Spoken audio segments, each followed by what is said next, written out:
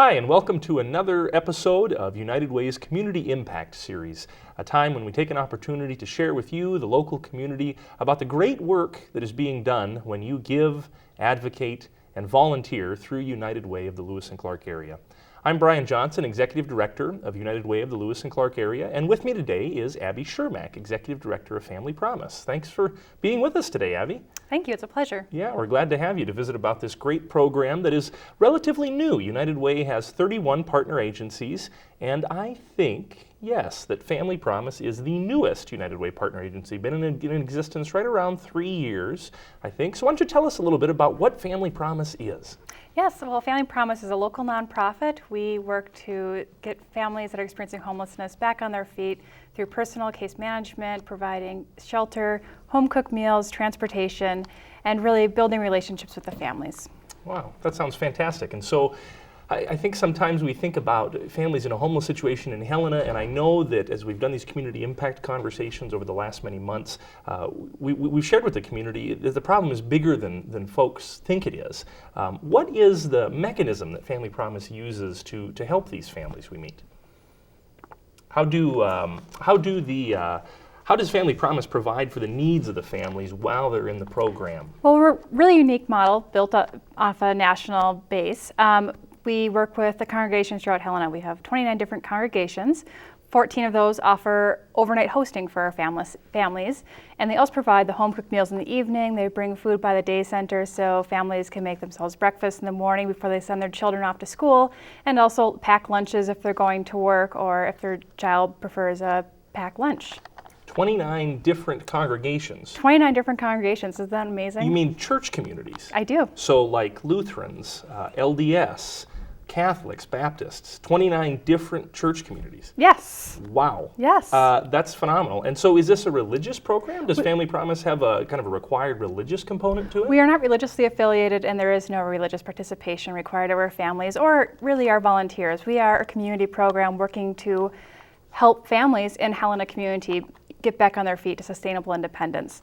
Our churches are working together very well to build their missions together, and I think that's what's so unique about our program, that we're all working together and collaborating to make it a better community for all of our families here in Helena. So 29 religious communities serving families in a homeless situation, no religious content required of any participant, volunteer, family, staff member. That is a unique model. We know in the local community, in the Helena region, that between 2009 and 2011, the National Alliance to End Homelessness tells us that in Montana and in our Tri-County area as well, family homelessness increased by 50% over that time period, 2009 to 2011. Again, those are statistics from the National Alliance to End Homelessness, which is a huge increase. The statisticians out there watching, I'm sure you're thinking, why such a crazy order of magnitude for that kind of increase in the local community? And you know, there's a variety of reasons why we've experienced that kind of increase in family-based homelessness. What's even more interesting to me is that across the country, over that same period of time, 2009 to 2011, family homelessness stayed about the same, about a 1% decrease of the average rate of family homelessness. So something is happening in Montana, and I encourage folks to visit websites like the National Alliance to End Homelessness to explore those demographic realities and really the sea change in need that is happening in Montana and in our local community. But for you, Abbie, I'd like to ask you more a question about the personal. And so it sounds to me like Family Promise is an environment that really cares about each individual family in a unique way, in a way that it sounds like it's not too threatening. You know, there's no religious requirement. I think that's interesting. And so tell me, if you will, a story about a family that's been in your program and what's happened for those folks. Yes, well, Family Promise is really about a hand up, not a handout, and building relationships, because we know that the relationships will change lives. And it is so true for one of our families that just graduated the program. A grandmother came to us a few months ago and had custody of her granddaughter and just needed some time to get back on her feet to kind of get her life back in order so that she could more fully support her granddaughter, who just meant the world to her. And so we brought her into the program, her and her granddaughter, and they just made more wonderful relationships and connections throughout the community that than I can even imagine. And when she graduated the program, it was an outpouring of support from the community. It also coincided with her granddaughter's birthday, so we got to have a graduation and birthday party, and they helped her fill her house that she was able to find and afford, and really made it a home for both her and the grandchild while they moved on. And so we wish them the best of luck. They gained amazing skills to really help her keep her life in order and deal with some things that have happened in her past, and just stay on top of everything. And it was a wonderful experience for her and a great experience for me to see that transformation that we offer them. Yeah, that sounds transformative. And so that's interesting. I asked you about a family, and you told us a story about a grandmother and her granddaughter. So talk to us for a minute about that. How does Family Promise define a family? What is a family that you might help? Well, family is what you make it. We let families self-define. So, it's really about what you consider your family. I might consider my family, a very traditional family. I have my mom and myself, and other people, it's who is taking care of the children. Some people might consider their family, it's their aunts and uncles that are the guardians of the children, and so that's a very extended blended family. We are seeing a lot of grandparents that have custody of their grandchildren now that are helping them, make sure they're staying in school and helping them develop through life. And I think it's really important that we are open to allowing whatever family is to be able to support it in the Helena community.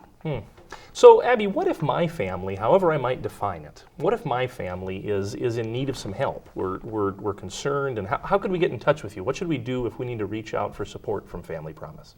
Well, you'd want to give our office a call. The number is 465-9467. And you would talk to myself or Susan Duncan, who is our wonderful family advocate.